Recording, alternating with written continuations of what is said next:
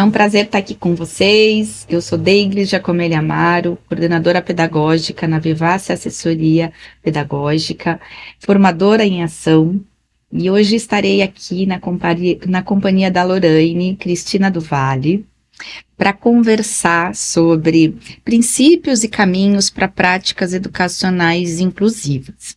Eu sou uma mulher de pele branca, cabelo crespo, castanho claro, reflexos dourados, um pouquinho abaixo do ombro, estou de cabelo solto, usando um brinco prateado, compridinho, batom vermelho, uma blusa vermelha, um colar com 2 pingentes também prateado. Estou sentada aqui numa cadeira de escritório, no estúdio da Vivace, com fundo azul, logo da Vivace atrás da gente. Vamos conversar então, Lorraine? Vamos sim. Muito obrigada por você aceitar estar nesse bate-papo aqui com a gente. Queria pedir, por gentileza, para você se apresentar, começando pela sua audiodescrição e seguindo contando por que você está aqui, qual a sua experiência profissional, o que você faz, o que você já fez na vida, para a gente ter te convidado para conversar com a gente aqui sobre esse tema. Obrigada, Deiglis. Olá, eu sou Lorraine. Eu sou uma mulher de pele clara, cabelos castanhos claros, cacheados, curtos. Hoje eu estou com um batom vermelho, uma blusa regata vermelha também. Tenho brincos de argola, meio bambu, um amarelinho. E tenho também uma pulseira. Estou sentada aqui numa cadeira de escritório também. Ao fundo, né, temos um fundo azul, que é do estúdio da Vivace. E estou muito feliz, né, de estar aqui, de estar partilhando esse momento com a Deiglis e com todos vocês. Bom, falar um pouquinho do porquê que eu estou aqui, né? Sou professora há 19 anos. Tem um tempinho já que brinco disso, e sempre na educação pública, né? Sempre no ensino fundamental e educação infantil. Trabalhei um tempo, 6 anos, com educação especial, na perspectiva da educação inclusiva, mas atendendo como especialista, né? Então, assessorei professores e atendi em sala de recursos também, né? O trabalho da sala de recursos sobressaiu a esse processo de assessoria. Trabalhei também como assistente pedagógica em creche, mas é a sala de aula que me traz mesmo para cá, né? Que me coloca muito no chão, assim. Então, tenho aí esses 18 anos. Em todo esse processo, eu sempre atendi crianças com deficiência, tanto na sala regular como na sala de recursos, né? Então, acho que é isso, assim, é esse gosto por atender e por acolher todo mundo, né? Acho que é isso que me traz aqui para a gente pensar um pouco nessa questão da educação inclusiva, né? Ela é inclusiva por quê e para quem? Acho que é um pouco disso, assim, né? Porque a educação especial, ela é sobre o sujeito com deficiência, né? Mas a educação inclusiva, ela transpõe esse lugar, né? Ela é sobre o sujeito. Acho que Maravilha. é isso. Penso que nessa sua apresentação, eu acho que você já destacou vários pontos para a gente esmiuçar ao longo da nossa conversa. Talvez o primeiro deles seja a própria compreensão do que é uma educação inclusiva. E por que nós estamos falando sobre educação inclusiva em 2025? Então, como se você tivesse que contar aí, uma pessoa que nunca ouviu falar nesse termo, como você contaria o que é educação inclusiva? E por que a gente está falando desse tema hoje? Você sabe que eu fiquei pensando muito nisso quando surgiu o convite, né? E aí, fiquei pensando, a gente, enquanto professor, tem uma fala muito recorrente, ela é muito válida, né? De que a gente não tem formação e preparo para isso, né? E aí, quando surge esse convite para falar de educação inclusiva, eu falei, nossa, mas eu vou falar o quê, né? Porque isso faz muito parte da minha prática já, né? Será que eu vou falar sobre as especificidades das deficiências, né? Será que eu vou falar sobre o manejo das deficiências, né? Mas aí eu falei, não, eu vou falar sobre o sujeito, porque acho que a educação inclusiva é quando a gente consegue olhar para o sujeito mesmo, né? Quando a gente consegue ver que tem ali particularidades e eles têm necessidades, sim, né? A gente não estou descartando, né? Então, quando você recebe um aluno com deficiência, você precisa olhar para isso. E olhar para isso é olhar para aquele sujeito, para todas as necessidades dele e para todas as potencialidades dele também, porque por vezes a gente esquece, né, que a pessoa com deficiência, ela tem as potencialidades dela. E as necessidades e as dificuldades, a gente também, né? Também, nós que somos ditos pessoas sem deficiência, também temos ali as potencialidades e as dificuldades. Mas então, creio que a educação inclusiva, ela seja esse lugar de quando eu olho para o sujeito e reconheço ali tudo que ele tem de potência e tudo que ele tem de falta também, né? Mas isso é para qualquer sujeito, porque a gente precisa entender, eu acho que essa é uma discussão que eu tenho feito muito também com as colegas, né? A gente precisa entender que a educação inclusiva, ela não é só para pessoa com deficiência, né? A educação inclusiva, ela também é para o imigrante, ela também é para as pessoas em vulnerabilidade social, né? Então, ela é para o todo. Você disse, é para todos e para cada aluno. Para cada estudante, para cada bebê e criança, independente das suas condições físicas, intelectuais, psíquicas, culturais e sociais. Sim. Considerando as características de gênero, etnia, enfim. Eu acho que essa é a principal ideia, né, para a gente apresentar. A gente ainda hoje, quando a gente fala em inclusão, educação inclusiva, as pessoas se remetem às pessoas com deficiência ou algum tipo, ou que consideram com algum tipo de transtorno, com algum tipo de déficit. Mas o conceito de educação inclusiva, ele é muito mais amplo do que falar de pessoas com deficiência. Acho que é importante, né?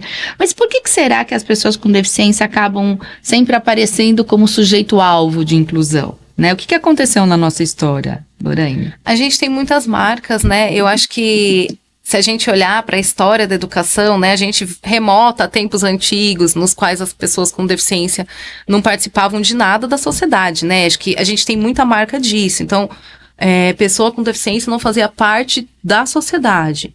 E aí a gente avança, né? Avança um tempo e a pessoa começa a fazer parte da sociedade, ingressa na educação, mas ainda é segregado, né? É o lugar que lhe é determinado. Então a pessoa com deficiência está aqui e daqui ela não sai, já está dentro, então tá bom, né? A gente tem muito esse lugar e aí a gente vai olhar para isso como o acesso, né? Chegou lá. Mas a pessoa com deficiência, ela traz as marcas também. Eu acho que isso assusta muito, né? São as marcas físicas e corporais, né? Isso também é um marco, porque a deficiência, ela é apontada muito a partir disso. Porque se a gente olhar, por exemplo, para o diagnóstico do TEA, né? Muitas vezes a gente fala, mas não tem cara. A gente tem muito esse lugar, né? Na escola, nossa, não tem cara. Assim como do T21, a gente fala, mas é tão bonitinho. Então, eu acho que essas coisas das marcas físicas, elas reservaram por muitos e muitos anos esse lugar aqui, né? Era uma pessoa que ficava em evidência porque tinha marcas, porque gritava, porque tinha ali algo que fugia do contexto educacional esperado, né, que eram as crianças sentadinhas uma atrás da outra, enfileiradas e quietas para aprender, e essa pessoa fugia disso, então já tem ali a marca. Acho que a gente tem muito... Explicita, exatamente, explicita algo que tá ali posto, né, ao contrário do TEA, por exemplo, ou da deficiência intelectual, que tá mais interno, né, e aí quando a gente começa a entrar em contato com essas marcas internas, a gente fala, mas às vezes a pessoa com deficiência intelectual, por exemplo, ela nem é vista, né? Ela não é notada ali, então passa dentro do grupo. Diferente de uma criança com paralisia cerebral, por exemplo, né? Que tem ali umas outras questões. Então eu penso que esse destaque que não é positivo, né? Que a gente vem carregando de anos de história, é por conta desse lugar ocupado, né? Se a gente olhar, vai olhar lá para o Bourdieu, por exemplo, na sociologia, e ele vai falar dos excluídos no interior, né? Que são exatamente as nossas crianças, né? Que a gente coloca ali no lugar da criança de inclusão e que, por vezes, ela tá dentro, mas não participa. Numa contagem de crianças, que é uma coisa do cotidiano da escola, né? Passou-se lá para contar a quantidade de crianças da sala. Ah, hoje eu tenho 25 mais um, que é o fulano que veio. O Joãozinho veio hoje, então eu tô com 25 mais um. Né? Então, acho que isso marca muito o lugar. Você está me provocando. Você está me provocando com esse termo marcas. Queria que a gente converse, provocando no bom sentido, né? Para a gente discutir aqui e conversar sobre essas marcas. Como é que a marca, às vezes, pode denotar algo... A Lorraine tem uma presença marcante, né? A Kathleen... A presença dela é bem sutil, bem suave, quase a gente não percebe, né? Então, talvez a presença de pessoas que não estavam habituadas a fazerem parte do nosso convívio cotidiano, faz a gente trazer começar a colocar atenção.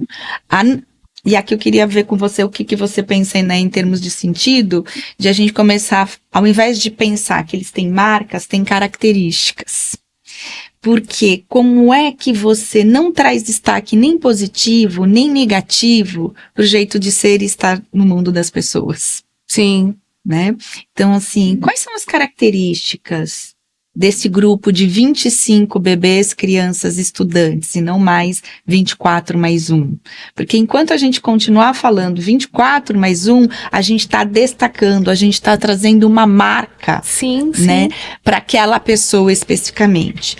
Isso não significa que a gente não tem que pensar, e precisamos pensar nas necessidades específicas de desenvolvimento, de aprendizagem, de remoção de barreiras e criação de acessibilidade, para que esse estudante participe do percurso de escolarização de um jeito significativo. Agora, essa é uma construção social, né? Você foi contando aí da história, e faz muito tempo na história da humanidade que a gente não teve no nosso dia a dia o convívio. Eu sempre gosto de perguntar para as pessoas, há quanto tempo você escuta falar nesse termo, educação inclusiva, inclusão escolar? É recente historicamente, pensando que a gente está em 2025 e a gente tem 2025 anos de humanidade já confirmada, né? E sabemos que a humanidade existe muito antes de 2025. Então a gente precisa aprender a olhar e interagir. Você também trouxe pontos bem interessantes, que você falou que a educação inclusiva diz respeito à relação com os sujeitos, com os estudantes, que estão lá para viver um percurso educacional que favoreça seu desenvolvimento e sua aprendizagem, não é? Sim, sim. Mas é isso mesmo, né? Todas as vezes que eu uso essa palavra marcas, é pensando em toda essa trajetória que a gente percorreu até chegar aqui, né? É muito difícil a gente conseguir... A gente não apaga, mas é muito difícil a gente conseguir transformar, né? Isso é só ali no cotidiano mesmo, né? A gente estando aberto para experiências, né? E aí eu trago esse conceito também da experiência, né? Porque a questão da experiência, ela é algo muito, muito caro e muito rico no cotidiano, né? Nosso, enquanto professor, e das crianças, dos jovens, dos adultos que a gente cruza o caminho, né? E aí esse termo da experiência eu trago mesmo lá do La Roça Bondiá, né? Daquilo que te atravessa mesmo, daquilo que você vive, né? O que acontece com você, né? O que se passa com você.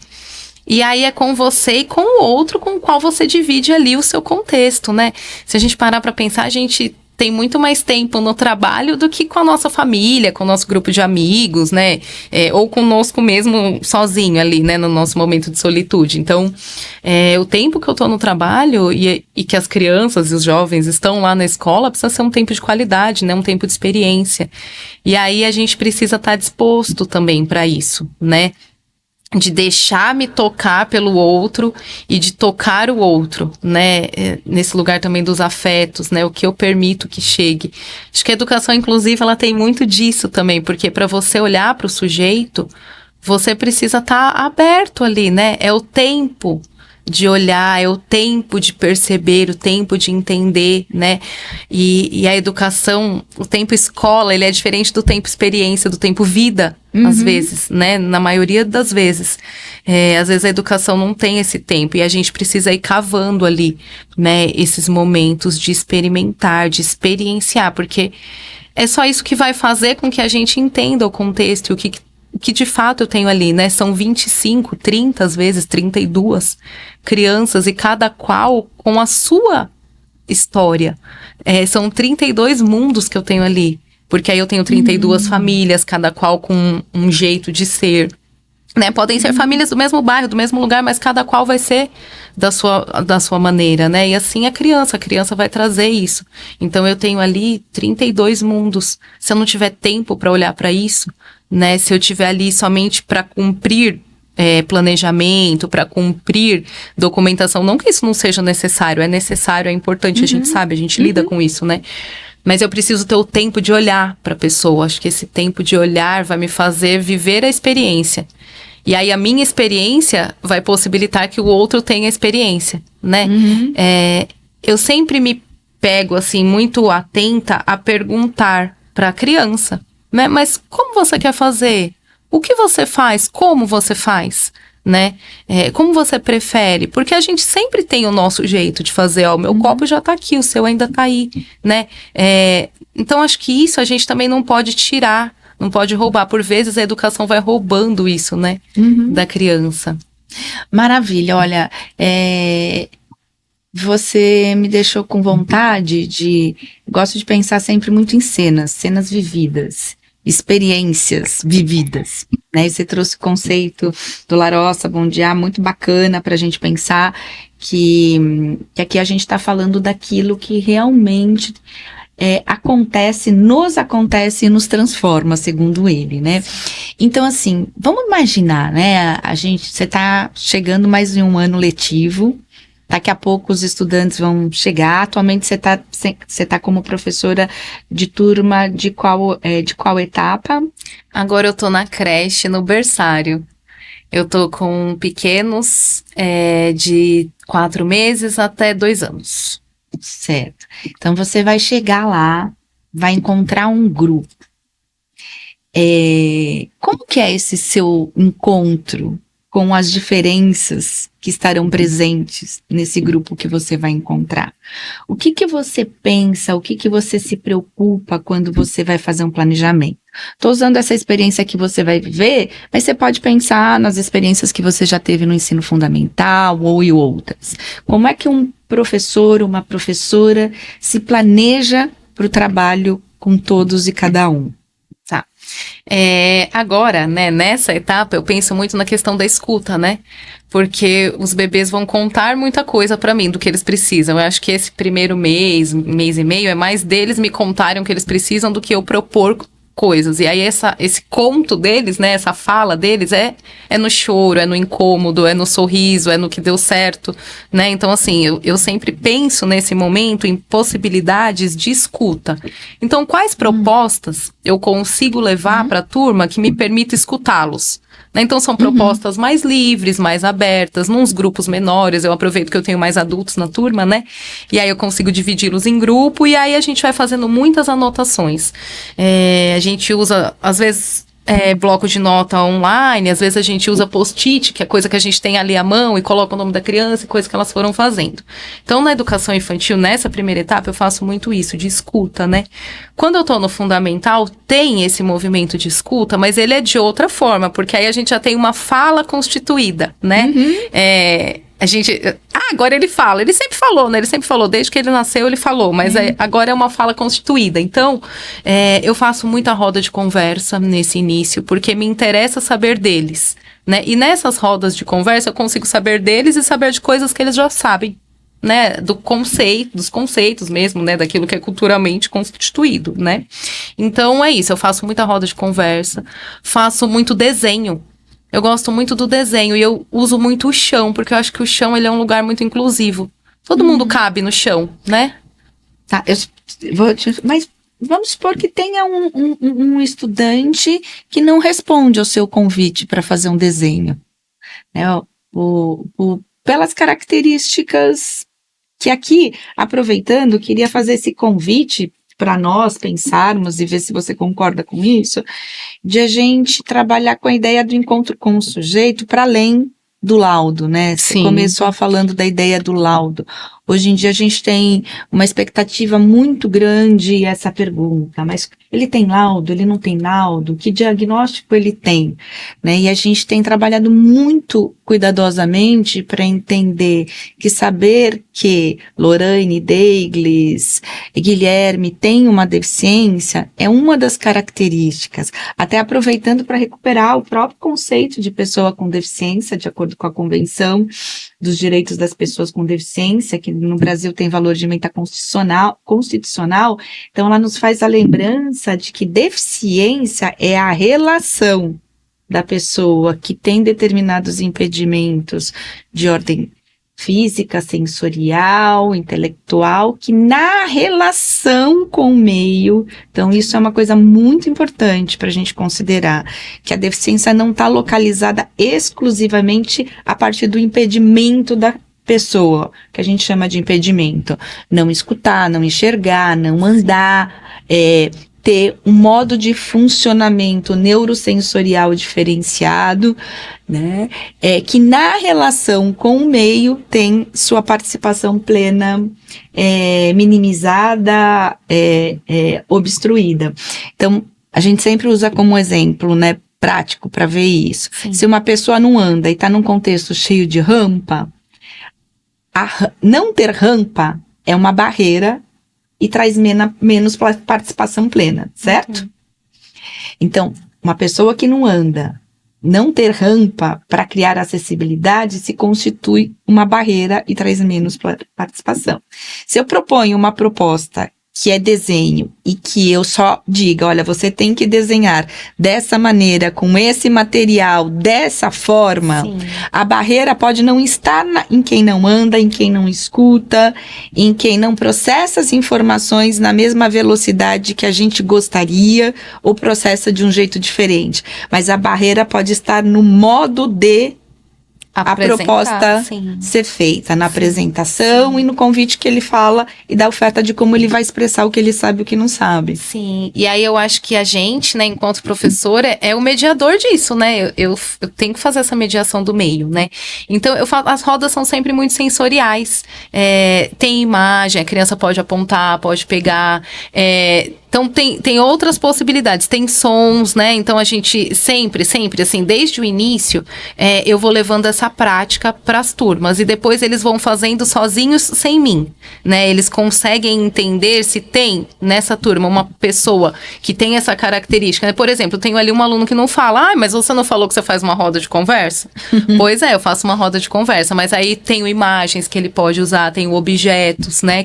Não só ele, que as outras crianças também, porque depois isso vira um atrativo, né, na turma. Então, quanto mais elementos você puder propor, né, a coisa do desenho também. Então, a gente sempre tem ali imagens relacionadas aos temas que estão sendo propostos, né, tem objetos que podem ser utilizados, sempre. Isso é uma coisa muito presente.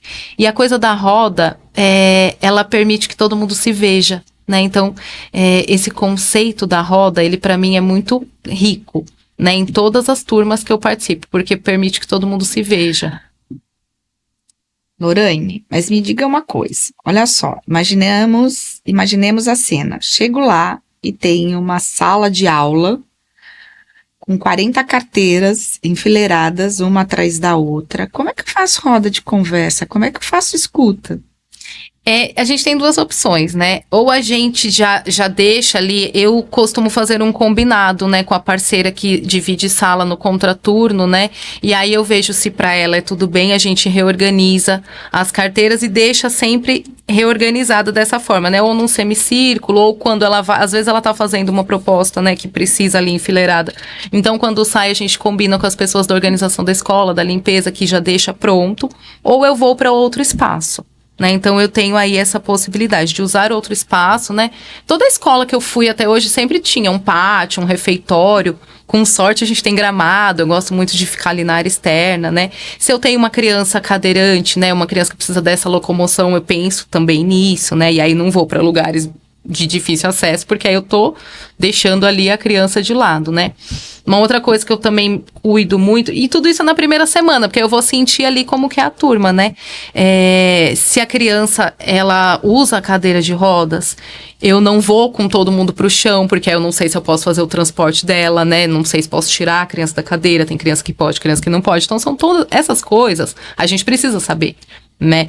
Então, para além do laudo, eu preciso saber o que é possível e o que não é possível para manter a integridade física e a saúde daquela criança. E como é que você vai saber isso? O que você faz para ter essas informações? Geralmente, ou na rede que eu trabalho, né, que é em Santo André, a gente tem um profissional que é destinado a isso. Então, antes da chegada da criança, essa professora, que também é uma professora, né, ela conversa com o professor que vai receber e fala ali, nesse momento, eu só preciso saber mesmo essas características, assim, usa cadeira de rodas, não usa? Eu posso tirar da cadeira, não posso? Né? Eu tenho aí esse profissional que fala, se você não tem, né, porque também a gente sabe, né, que tem lugares que não tem. O que você faz na primeira semana? Você faz o básico. Então, você vai fazer uma roda com as cadeiras, porque aí todo mundo vai estar ali na mesma posição, né? Você vai fazer propostas que te permitam que todos estejam. Acho que é isso. Então, Lorraine, você falou que pode ter, né, esse profissional que traga informações complementares aí para você conhecer melhor, mas isso não substitui a necessidade de, na sua própria relação com o bebê, com a criança, com o estudante, de conhecê-lo e compreender melhor, é isso? Sim, sim. Acho que são papéis diferentes, né? É fundamental a presença desses profissionais, tanto o que me vai trazer a informação, quanto o profissional de apoio que vai estar comigo na sala, mas aí é uma relação de parceria, né? O meu planejamento, ele é meu, né? A ação, ela vai sempre partir de mim, né? Ela vai partir de mim para toda a turma. E aí, se tem alguma especificidade que a gente julgue necessário, esse profissional vai atuar junto, mas a ideia é que ele esteja ali no ambiente, né? Mas atuando no auxílio mesmo, quando necessário, porque às vezes não é também, né, necessário naquele momento, né? A gente tem ali a autonomia da criança, o jovem, ele vai conseguir participar da forma dele. Eu acho que isso é uma coisa que a gente também precisa frisar muito, né? A participação, ela é pessoal, é de cada um, né? Então, não tem ali uma forma, o certo e o errado, né? A gente faz o convite, a gente faz a proposta, mas a participação, ela precisa ser respeitada dentro da condição de cada um, né? Eu acho que a gente está conversando sobre pontos fundamentais quando a gente pensa a própria concepção de educação inclusiva e olhando agora especificamente para os estudantes com deficiência, transtornos do espectro do autismo, por exemplo. Mais uma vez, a gente não está trazendo destaque para o diagnóstico, para o nome, mas sim pensando as necessidades de um possível público-alvo da educação especial na perspectiva da educação inclusiva, os estudantes com altas habilidades, superdotação. Quando a gente vai, né, sistematizando processos para acolher todos e cada um e esse público especificamente, a gente existe prevista na Política Nacional da Educação Especial, na perspectiva inclusiva nacional de 2008, o serviço da educação especial de forma transversal, né? Então, a educação especial não substitui mais a ação da escola comum, do professor da sala comum, mas ele complementa, pensando um trabalho aí de colaboração, entendendo as necessidades específicas desse estudante, identificando possíveis barreiras e estratégias de acessibilidade. Então, né, eu acho que você começou a falar do papel de cada um, eu acho que muitas redes hoje já têm essa figura de professor de AEE, que deveria trabalhar de forma complementar e não substitutiva com essa função, certo?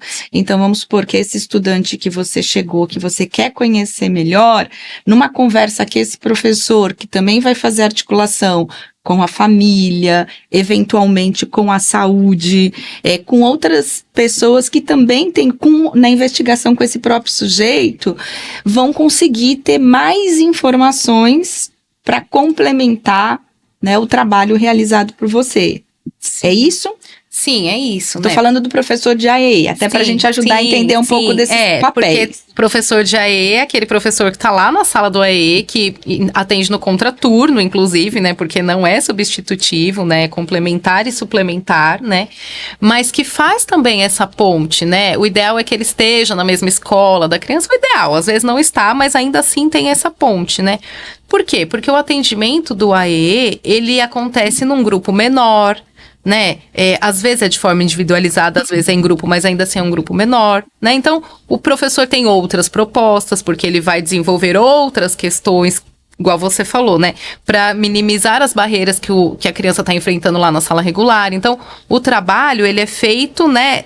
Eu acho que vai fazer uma ponte mesmo, né? Vem aqui essa etapa que junta com essa, né? O profissional do AEE, ele precisa ver, né? Ele quer ver, eu falo isso porque eu fui do AEE há muito tempo, então ele quer ver o trabalho dele surtindo efeito lá na sala regular, né? A ideia é essa. Então, por isso que é fundamental que tenha essa troca com o professor, né?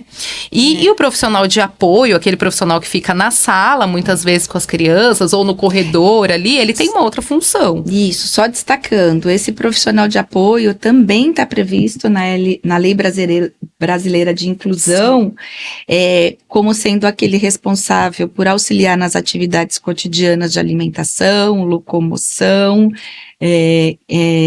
de comunicação, que não é uma função docente, né? E é um profissional que deve estar presente, se necessário, e sempre favorecendo o desenvolvimento da autonomia, é isso? Sim, são as atividades de vida diária, né? E aí esse ser necessário, eu acho que ele é muito importante a gente destacar, porque não é a presença da deficiência que vai dizer que é necessário, né? Perfeito. Não é isso que vai determinar. O que determina é se a criança de fato necessita ali de um auxílio para comer, né? Se ela necessita de um auxílio para ir ao banheiro ou se necessita de troca de fralda, a questão da comunicação, mas é o se. Tem criança que não necessita, né?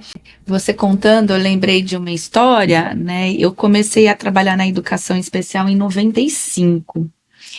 E na época, a partir de 98, a rede municipal que eu trabalhava, a gente instituiu que a educação infantil ia ser a porta de entrada de todo o sistema e escola especial não deveria mais existir, né? Porque escola especial, né, trabalha a partir do paradigma da segregação, de entender que é um espaço exclusivo para eles. E a defesa garantida legalmente, pela qual a gente acredita, né? Eu sempre digo, né? Duas pessoas que não falam estudando juntas, elas têm menos oportunidade de desenvolver a linguagem oral, o raciocínio lógico e assim por diante, né?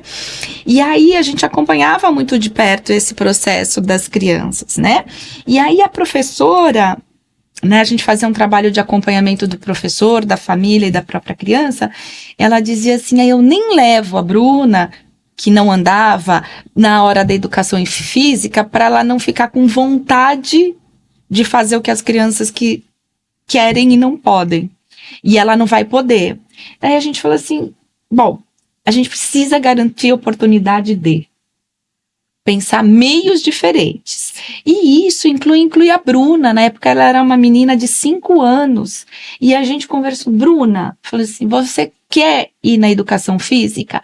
Quero. Como você gostaria de ir para a educação física? Eu não quero fazer nada. Eu só quero ver meus amigos brincar. Eu me divirto.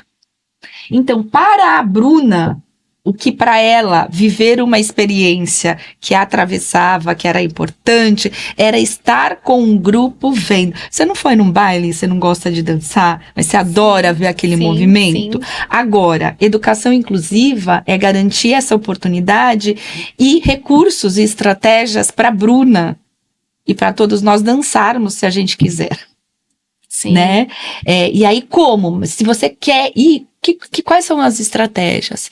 E aí eu acho que é muito legal também, a gente poderia ficar horas falando, né? A gente já tá caminhando para o finalzinho, mas assim, é lembrar de convidar as próprias crianças, os próprios estudantes, o grupo a sugerir alternativas. As crianças, os estudantes, eles têm uma escuta muito afiada, eles interagem, eles percebem, eles vão de igual para igual na relação, né, Lori? Sim, e perguntar, né? Quando você faz. E eu perguntei pra Bruna, né? Bruna, o que você quer, né? Isso. Eu acho que é um movimento tão simples, mas que ele consegue abrir muitas possibilidades, né?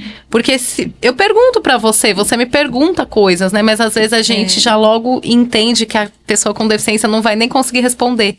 Né? Sim. E não foi por mal essa professora, né? Ela tinha ali, né, um argumento muito justo, né?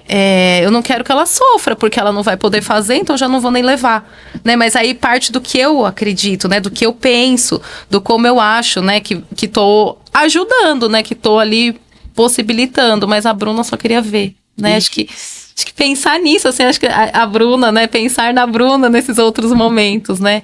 E perguntar mesmo, porque quando a gente pergunta, a gente vai ter a resposta ali, seja oral, seja por meio da comunicação alternativa, seja por meio de um gesto, mas alguma resposta a gente vai ter, né? E acho que a experiência mora nisso também, né? A escuta, a abertura para ouvir, entender essa resposta. Né? Lorraine, a gente está chegando no final, mas eu acho bem importante, dentro dessa construção de um sistema de educação inclusiva, a gente vive uma série de desafios ainda. E eu sempre gosto de lembrar que desafio no dicionário é ato de incitar alguém para que se faça algo. Então, eu acho bem bacana a gente pensar, né? Quanto que aquela situação vivida incita cada um no individual e no coletivo, né, no micro e no macro sistema, a fazer mudanças na sua forma de pensar, de agir. Esse convite sempre é importante, né? Você vai lavar louça, como é que você experiencia outros jeitos de lavar louça? Eu acho que a vida humana vai deixando a gente num modo único. Sim. E eu sempre penso que a educação, para ser inclusiva, ela precisa pensar de caminhos, modos diferentes de múltiplas formas de poder acessar, realizar, explorar, participar e assim por diante. Mas, enfim, um dos desafios que eu vejo muito presente é a presença do estudante com deficiência hoje na sala comum está garantida legalmente. A gente tem uma ampliação, os dados do IBGE mostram para a gente que a gente está chegando próximo aos 99% de estudantes matriculados na escola comum. Isso é um ganho histórico muito importante. Agora, presença não significa ainda qualidade. Então, nós precisamos trabalhar muito a favor da garantia da qualidade da educação. E um dos indicadores que eu gostaria de convidar, ver se você acha ele importante, de pensar se nas nossas experiências, em primeiro lugar, a gente está vivendo experiência diretamente com todos os estudantes e a gente não está atribuindo a outros profissionais a responsabilidade dessa experiência. Exemplos, né? A gente tem o professor de AE, a gente tem o professor da sala comum, a gente tem o gestor, a gente tem a família, a gente tem o profissional de apoio. Cada um, como a gente foi mencionando aqui, tem um papel diferenciado e complementar dentro desse sistema. Se a gente estiver percebendo que um desses profissionais está exclusivamente tendo atenção, está se relacionando de forma isolada com esse estudante, eu acho que esse é um ponto de atenção importante, né? Exemplos, às vezes a gente chega para conversar sobre o João, sobre a Maria, sobre o José na sala, e aí a gente, a princípio, se dirige ao professor regente. Aí ele fala assim, vou chamar o Guilherme, que é o profissional de apoio, que é ele que fica com o estudante. Se a gente recebe essa informação, precisamos criar um sinal de alerta. Precisamos, né? Precisamos porque é meu, né? Esse lugar é meu, assim. Eu falei há pouco, né? Que eu preciso ser o mediador, né? Uhum. Eu sou o mediador com esse meio, né? E das outras crianças eu não chamo ninguém, né? Eu acho que isso é uma questão que sempre me pegou, assim como aquela criança que tem um comportamento mais desafiador, né? A gente sempre tem, todo ano tem uma criança que tem um comportamento desafiador, né? E sempre tem o bem bonzinho também, não tem? O bem que a gente até esquece, né? o bem bonzinho, ele é de todo mundo, de toda a escola, mas o desafiador, ele não é, né? Porque aí joga pra lá, joga pra cá. E a criança com deficiência também, né? A criança com deficiência, ela tende a ser do cuidador, né? Mas o lugar da escola, né? A gente precisa cuidar muito disso. A escola é um lugar pedagógico, né? Tudo que acontece na escola é pedagógico. Mas é a minha função, né? O meu papel. E não significa que a pessoa, o profissional de apoio, ele valha menos. Não, ele é fundamental para que o meu trabalho tenha êxito, né? Quando há a necessidade da presença dele. Então, isso são coisas que a gente precisa pensar. É necessário que ele esteja ali? Se é de fato necessário que ele esteja ali, é sob a minha responsabilidade pedagógica, porque a responsabilidade pedagógica é minha. E aí, de que forma que eu executo esse planejamento para que ele tenha, né, o momento dele, a função dele, né, que seja ali um momento de destaque, né, que é um momento que ele precisa estar ali, mas que na ausência dele, a criança tenha o momento, né, o protagonismo dela, né, e que eu saiba falar. Né? Eu sei de que forma que o Guilherme realiza a proposta. Eu não preciso chamar lá o João para me dizer, porque eu acompanho a proposta dele. E às vezes o João tá ali do lado do Guilherme para que eu consiga desenvolver essa proposta com a turma com uma outra ferramenta, porque o Guilherme precisa de uma específica, né? Mas eu que planejei aquilo e eu que vou fazer a retomada e o acompanhamento. Para direcionar o João, inclusive, que por vezes, não, né, na maioria das vezes, inclusive, ele não tem a formação que eu tenho. E eu estudei pra isso, né? Então eu preciso pegar isso pra mim. Acho que é muito meu, assim. Esse é um lugar que eu não abro mão, embora eu adore fazer parcerias. Maravilha, Né? maravilha, maravilha. É a questão da complementariedade sempre e não substituição, da colaboração, do cooperativo. Né? O professor Marcos César de Freitas, ele lançou um livro recentemente e ele traz pra gente um conceito de conviviabilidade. Falar de educação inclusiva, inclusão, é falar desse ecossistema onde a gente convive um com os outros e aprende nessa experiência humana. Então, eu acho isso bem bacana. E aí, assim, lembrei de uma história, na Vivace a gente tem a oportunidade, a gente considera que é oportunidade, né, de trabalhar em diferentes municípios, conhecer diferentes realidades, fazer muitos processos formativos na educação infantil, no fundamental, com focos diferenciados, e temos trabalhado bastante, entendendo que o paradigma inclusivo é aquele que orienta toda a proposta formativa da Vivace, do começo ao fim. E em uma formação específica, que era para profissionais de apoio, uma funcionária que tinha acabado de chegar numa rede para exercer essa função, ela já estava há um tempinho, na verdade, quando ela acabou de chegar e a diretora da escola dela falou assim, vou chamá-la de Ana, Ana, você vai tomar conta do José. E aí eu era recém-formada, nova na experiência, e aí eu percebi que ficava eu e o José, José e eu.